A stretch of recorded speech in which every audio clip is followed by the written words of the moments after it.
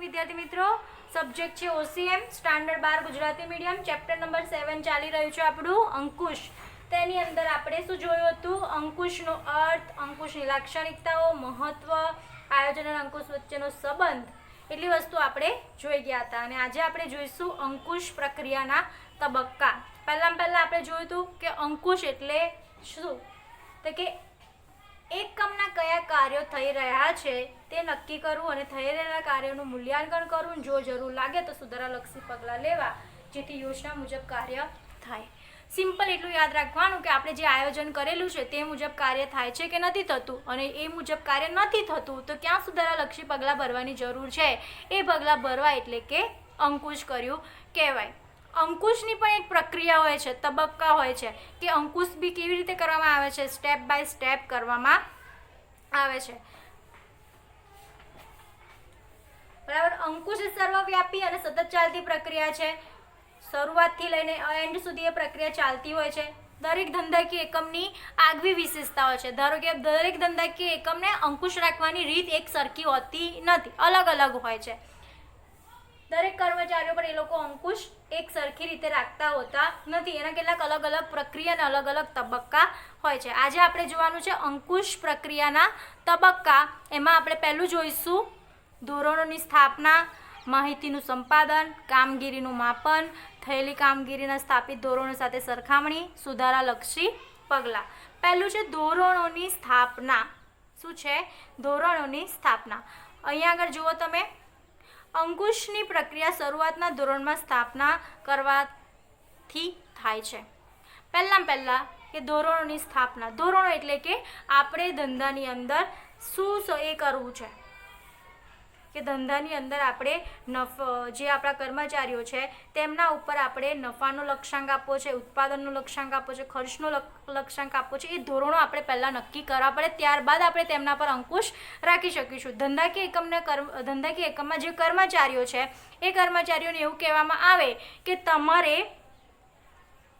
એમને પહેલાં ધોરણો આપવામાં આવે કે ધારો કે 50% વધારે ઉત્પાદન કરવાનું છે, બરાબર, અથવા તો શું કહેવામાં આવે કે આ ફેર ઉત્પાદન વધારવાનું છે 50%, બરાબર, અથવા ખર્ચ આપણે આ ફેર ઓછો કરીને આવક આપણે વધુ કરવાની છે, એનું લક્ષ્યાંક આપવામાં આવે. એટલે પહેલાં એ ધોરણોની સ્થાપના કરવામાં આવે. જ્યાં સુધી આપણે કોઈને કોઈ લક્ષ્યાંક આપીશું નહીં ત્યાં સુધી એની દેખરેખ કેવી રીતે કરીશું? તો પહેલાં આપણે શું કરવું પડશે? પહેલાં આપણે અહીંયા આગળ નક્કી કરવું પડશે કે આયોજન કરવું પડશે કે આપણે 50% નફો વધારવો છે, ઉત્પાદન વધારવું છે, ખર્ચ ઘટાડવું છે, બરાબર. એ વસ્તુ પહેલાં નક્કી કરવું પડશે. એ નક્કી કરીને કર્મચારીઓને કહેવું પડશે. એટલે પહેલો તબક્કો આપણો શું છે? ધોરણોની સ્થાપના. ધોરણો કે પ્રમાણો એક પ્રકારના માપદંડ છે જેથી સાથે થયેલી કામગીરીને સરખાવી તેનું મૂલ્યાંકન કરવામાં આવે છે. જો અહીંયા આગળ એમને 50% નફો વધારવાનું કહેવામાં આવ્યું હોય તો આ ધોરણો આપણા સેટ હતા કે 50% નફો થવો જોઈએ. અને જ્યારે કર્મચારીઓ કામ કરે છે ત્યારે તેમની કામગીરીને અહીંયા સરખાવવાનું છે કે જે કામગીરી કરે છે જેનાથી એ લોકો 50% વધારે નફો કરી શકશે કે નહીં, બરાબર. એની કામગીરીને એની સાથે સરખાવવાનું છે. જે આપણે ધોરણની સ્થાપના કરી છે તેની સાથે એ સરખાવવાનું છે. આવા ધોરણોમાં ભૌતિક પડતર, આવક, મૂડી વગેરેના પ્રમાણેનો સમાવેશ થતો હોય છે. આ ઉપરાંત નફાનો લક્ષ્યાંક, ઉત્પાદનનો લક્ષ્યાંક, ખર્ચનો લક્ષ્યાંક વગેરે હોઈ શકે છે. અહીંયા આગળ શું હોય છે? ભૌતિક પડતર એટલે કે આપણી જે ઉત્પાદન કરીએ છીએ કોઈ વસ્તુનું, બરાબર, એ આપણને 50 રૂપિયામાં પડે છે, પણ આપણને ધંધાકીય એકમ દ્વારા લક્ષ્યાંક આપવામાં આવે કે તમારી 40 રૂપિયા પડતર હોવી જોઈએ. ઉત્પાદનનો ખર્ચ આપણને 50 રૂપિયા પડે છે, ભૌતિક પડતર આપણને 50 રૂપિયા પડે છે. ભૌતિક એટલે કે આપણે જે વસ્તુનું ઉત્પાદન કરીએ છીએ તે ધંધાની અંદર હું કોઈ પેનનું ઉત્પાદન કરું છું તો મારી પાસે પેનનું 10 રૂપિયાની પેન બજારમાં વેચું છું, પણ મારા ઉત્પાદનમાં કેટલાની મને પડે છે? તો 5 રૂપિયાની પડે છે, તો એને ભૌતિક પડતર કહેવાશે, બરાબર. તો કોઈ વસ્તુનું 50 રૂપિયા થાય છે તો કોઈ ધંધાકીય એકમમાં એવું પણ લક્ષ્યાંક આપવામાં આવે, એવું ધોરણ સ્થાપવામાં આવે કે 50 રૂપિયા ખર્ચના બદલે તમે 40 રૂપિયા ખર્ચ કરી બતાવો અને એમના પર પછી અંકુશ રાખવામાં આવે છે. ઓછી મૂડીએ તમે વધારે નફો કરી બતાવો, એ રીતે પહેલાં ધોરણોની સ્થાપના કરવામાં આવે છે અંકુશની અંદર. ધોરણોની પસંદગી શું અહીંયા રહ્યું છો, લાંબા ગાળા કે ટૂંકા ગાળા માટે પણ તૈયાર કરવામાં આવે છે. એવું જરૂરી નથી કે તમને નફાનો લક્ષ્યાંક આપે એટલે 6 મહિનામાં તમારે નફો વધારીને બતાવવાનો, એ લાંબા ગાળાનું પણ હોઈ શકે છે.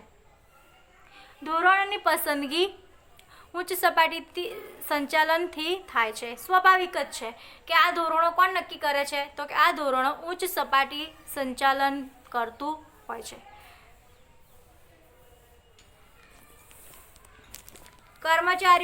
કર્મચારીઓને એ ધોરણ પહેલાં સમજાવવામાં આવે છે. શું કહેવામાં આવે છે કે 50% નફો વધારવાનો છે. કામદારો એ કામગીરીનું આયોજન કરે છે. હવે કર્મચારીઓને કહી દીધું કે તમારે 50% નફો કરવાનો છે, એટલે એ કામદારો પહેલાં એ કામગીરીનું આયોજન કરે છે કે રોજનું આપણે કેટલું કામ કરીશું તો આપણે 50% નફો વધારી શકીશું. અને ધોરણો જાળવવાનો સતત પ્રયત્ન કરે છે. સતત એ વસ્તુનું ધ્યાન રાખે છે કે આપણે 50% વસ્તુનું ઉત્પાદન કરવાનું છે. સિમ્પલ ઇઝી વસ્તુ એક જ કહીશ તમને કે ધોરણોની સ્થાપનામાં તમારે એટલું લખવાનું છે કે તમારે પહેલાં અંકુશ રાખવા માટે કોઈ પહેલું એક ગોલ હોવો જરૂરી છે. શું, તો કે તમારે નફો વધારવો છે, એ તમારો ગોલ છે. ત્યારબાદ જ અંકુશની પ્રક્રિયા શરૂ થઈ શકે છે. બરાબર. ફરી જોઈએ આપણે માહિતી સંપાદન. આ તબક્કામાં થયેલ કાર્ય અને વાસ્તવિક પરિસ્થિતિ અંગે માહિતીનું સંપાદન કરવામાં આવે છે. સંપાદન એટલે કે ભેગું, માહિતી ભેગી કરવામાં આવે છે. સંપાદન એટલે કે ભેગું કરવું. તો કે ધોરણો જે કામ કરેલું છે એ વાસ્તવિક કાર્ય ભેગું કરવામાં આવે છે. માહિતી સંપાદન અંગત નિરીક્ષણ, મૌખિક અહેવાલ, લેખિત અહેવાલ દ્વારા મેળવવામાં આવે છે. હવે ધંધાકીય એકમની અંદર જે કર્મચારીઓ છે તે કેવી રીતે કામ કરે છે એનું અંગત નિરીક્ષણ અંકુશ અધિકારી દ્વારા કરવામાં આવે છે. મૌખિક અહેવાલો એટલે કે મોઢે કે આપણે નહીં કોઈ પ્રિન્સિપાલ પાસે જઈને કોઈ ટીચર આપણા વખાણ કરે તો એ મૌખિક અહેવાલ આપણો આપે છે કે ના સ્ટુડન્ટ સારો છે, સારું લખે છે. એ રીતે પણ અહીંયા આગળ કર્મચારીઓને એ રીતે શું ભેગું કરવામાં આવે છે, મૌખિક અહેવાલ. લેખિત અહેવાલ લખીને પણ આપી શકે છે કે એટલા કર્મચારીઓ બહુ સારું કામ કરે છે. તો કે અંકુશની પ્રક્રિયામાં પહેલું તો શું થશે, ધોરણોની સ્થાપના કરવી. ધોરણોની સ્થાપના કરી પછી માહિતી ભેગી કરવું કે કોણ કેટલું કામ કરે છે અને જે રીતે ધોરણો આપવામાં આવ્યા છે તે મુજબ વાસ્તવિક પરિસ્થિતિમાં કામ થાય છે કે નહીં થતું, અને એ કામનું અંગત નિરીક્ષણ, મૌખિક અહેવાલ, લેખિત અહેવાલ દ્વારા પણ મેળવી શકાય છે. ત્રીજું જોઈએ કામગીરીનું માપન. સિમ્પલ છે કે તમને 50% ઉત્પાદન વધારવાનું કીધું છે અથવા તો નફો વધારવાનું કીધું છે તો એની અંકુશ દ્વારા તેની માપણી કરવામાં આવે છે કે તમને જે રીતે 50%નું નફો વધારવાનું કહેવામાં આવ્યું છે તે મુજબ તમારું કામ થાય છે કે નહીં થતું એની માપણી કરવામાં આવે છે. સંખ્યાત્મક કે ગુણાત્મક રીતે પણ હોઈ શકે છે. સંખ્યાત્મક કે ગુણાત્મક રીતે પણ હોઈ શકે. તમે 50% વસ્તુનું ઉત્પાદન નફો વધારવાનો છે તો તમે કેટલું ઉત્પાદન વધાર્યું જેથી તમને નફો વધારે મળી શકશે. બરાબર. એટલે કામગીરીનું માપન થાય છે કે તમારે 50% પૂર્વ નિર્ધારિત ધોરણો એટલે કે આપણે 50% નફો વધારવાનો છે અને તે પ્રમાણે કામ થાય છે કે નહીં થતું એ કામ થયેલા કાર્યનું માપન કરવું એટલે કે કામગીરીનું માપન કરવામાં આવે છે ત્રીજા તબક્કામાં. ચોથું જોઈએ થયેલી કામગીરીની સ્થાપિત ધોરણો સાથે સરખામણી. હવે અહીંયા આગળ આપણે 50% નફાનું ઉત્પાદન થઈ ગયું કે વધારે. હવે આપણે નક્કી કરીએ છીએ કે આપણે જે કામગીરી કરી છે, જે આપણે વસ્તુનું ઉત્પાદન કર્યું છે એનાથી આપણને 50% નફો થશે કે નહીં. શું છે અહીંયા આગળ થયેલી કામગીરીની સ્થાપિત ધોરણો સાથે સરખામણી. આપણા સ્થાપિત ધોરણો શું છે, તો આપણું સ્થાપિત ધોરણ છે કે આપણે 50% નફો વધારવો છે. તો જે કર્મચારીઓ કામ કર્યું છે એ કર્મચારીઓના કામથી સાબિત થાય છે કે નહીં કે એ લોકોએ 50% વધારે નફો મેળવી શકશે. અંકુશના આ તબક્કામાં ખરેખર થયેલી કામગીરીને કાર્યોની માહિતી એકત્ર કર્યા પછી તેને સ્થાપિત ધોરણો સાથે સરખાવવામાં આવે છે. કેટલા પ્રમાણમાં સિદ્ધ થયા છે અને કેટલા પ્રમાણમાં સિદ્ધ નથી થયા તે જાણી શકાય છે. બરાબર. તો એના 4 ટોપિક તમે જોઈ ગયા. ધોરણોની પહેલાં સ્થાપના કરવામાં આવે છે, પછી માહિતી ભેગી કરવામાં આવે છે, પછી કામગીરીનું માપન કરવામાં આવે છે કે જે કામગીરી આપી છે તે મુજબ થયું છે કે નહીં થતું, અને થયેલી કામગીરીના સ્થાપિત ધોરણો સાથે સરખાવવામાં આવે છે કે જે તમને ધોરણ સ્થાપિત કરીને આપવા આવેલા હતા તે મુજબ કાર્ય થયું છે કે નહીં થયું. બરાબર. એના માટે હવે આપણે પાંચમું જોઈએ સુધારાલક્ષી પગલાં. હવે આપણે અહીંયા આગળ ઉપરથી જ નીચે લેવાનું છે કે ચોથે શું થયું, થયેલી કામગીરીની સ્થાપિત ધોરણો સાથે સરખામણી. હવે આપણા સ્થાપિત ધોરણો મુજબ કાર્ય ના થયું હોય તો શું કરવું પડે, સુધારાલક્ષી પગલાં લેવા પડે. એટલે કે અંકુશનો છેલ્લો તબક્કો કયો છે, તો કે સુધારાલક્ષી પગલું લેવું. અહીંયા આગળ આપણને ખબર પડી કે જે કામગીરી કરવા આપેલી એમાંથી કેટલાક કામગીરી કરવામાં ફેલ રહ્યા છે, તો ક્યાં આગળ ભૂલ થઈ એને શોધવી અને એ વિચલનો એટલે કે ખામીઓ દેખાય તો ત્યાં સુધારાલક્ષી પગલું લેવું, એ જે અંકુશનો છેલ્લો તબક્કો છે. અંકુશના છેલ્લા તબક્કામાં સુધારાલક્ષી પગલાં લેવા. એમાં 3 જાતના પગલાં લેવામાં આવે છે. એક તો પરિસ્થિતિમાં ફેરફાર ન કરવો. હવે અહીંયા આગળ શું છે તો કે 50% વધારે નફો કરવાનો કીધો હતો, પણ સ્થાપિત ધોરણો હતો આપણે 50% નફા વધારે કરવો, પણ આપણે ખાલી 40% વધારે નફો કરી શક્યા છે. શું છે, 40% નફો વધારે કરી શક્યા છે. તો અહીંયા પહેલાં શું કીધું છે સુધારાલક્ષી પગલાંમાં કે પરિસ્થિતિમાં ફેરફાર ના કરવો. 40% આપણને નફો તો મળે છે ને, તો 40% નફો રવા દેવો, એની સાથે કોઈ ફેરફાર કરવામાં આવશે નહીં. ધોરણોની સરખામણી કર્યા પછી પ્રાપ્ત થયેલા વિચલનો ખામીઓ જો સામાન્ય હોય તો તે સ્વીકારવામાં આવે છે અને સુધારાલક્ષી પગલાં લેવામાં આવતા નથી. આપણા પાસે જો 20% નફો થતો હોય એની સામે આપણી 40% નફો થયો હોય, પણ ભલે ને આપણા ધોરણો સુધી ના પહોંચ્યો હોય તો પણ 40% નફો તો સારો જ છે, બરાબર. તો એ ખામી સામાન્ય કહેવાય, બરાબર.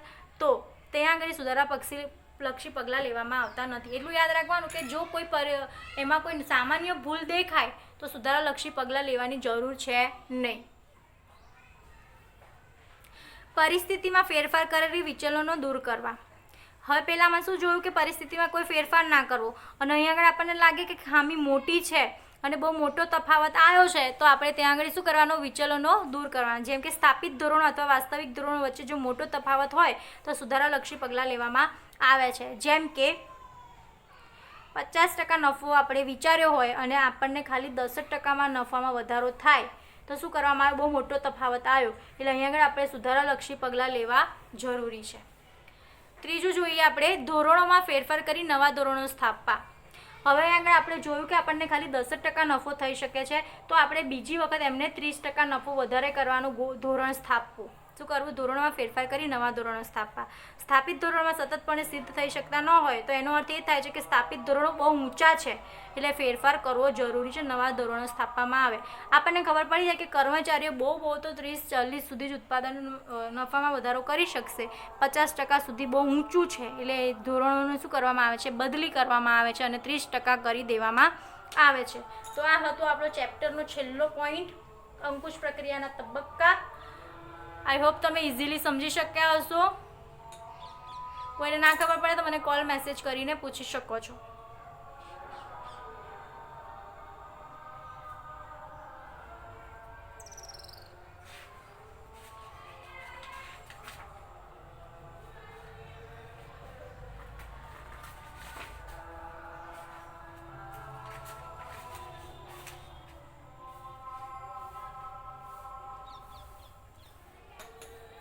અમે તમને 40-50% ઉદાહરણ આપ્યું, એ તમે પહેલાં એના પરથી લઈ શકો છો, બરાબર.